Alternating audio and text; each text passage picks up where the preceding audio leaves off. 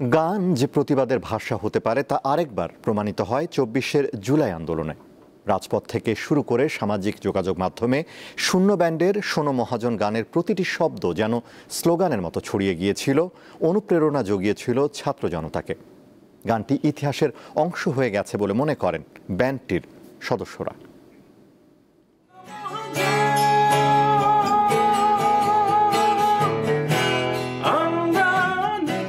গানের বাণী যখন চিরন্তন হয় তখন তা কালজয়ী হয়ে ওঠে।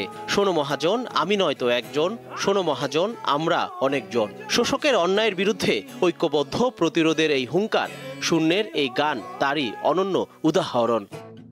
আমার বিচার তুমি করো, তোমার বিচার করবে কে। ২০১৪ সালে প্রকাশিত ব্যান্ডটির চতুর্থ অ্যালবাম ভাগর গান এটি। ১০ বছর পর ২৪শে আন্দোলনে প্রতিবাদের ভাষায় রূপান্তরিত হয় গানটি, যা কাঁপিয়ে দেয় স্বৈরাচারের সিংহাসন। শোনো মহাজন জায়গা করে নেয় সামাজিক মাধ্যম, দেয়ালে দেয়ালে গ্রাফিতিতে।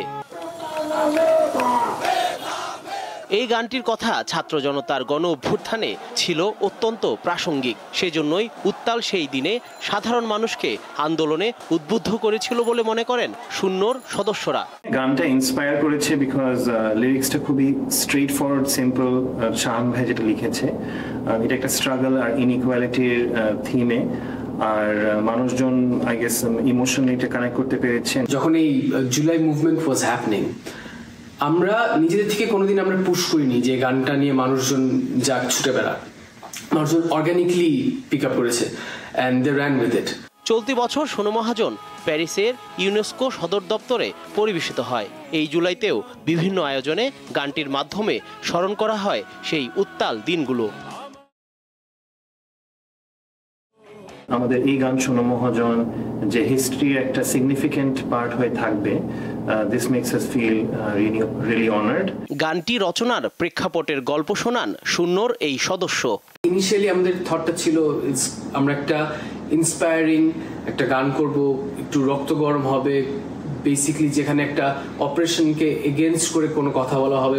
২০০৭ সালে গঠিত হয় ব্যান্ড শূন্য। দীর্ঘ পথ চলায় ৫টি একক অ্যালবাম ও অনেকগুলো সিঙ্গেল প্রকাশ করে দলটি।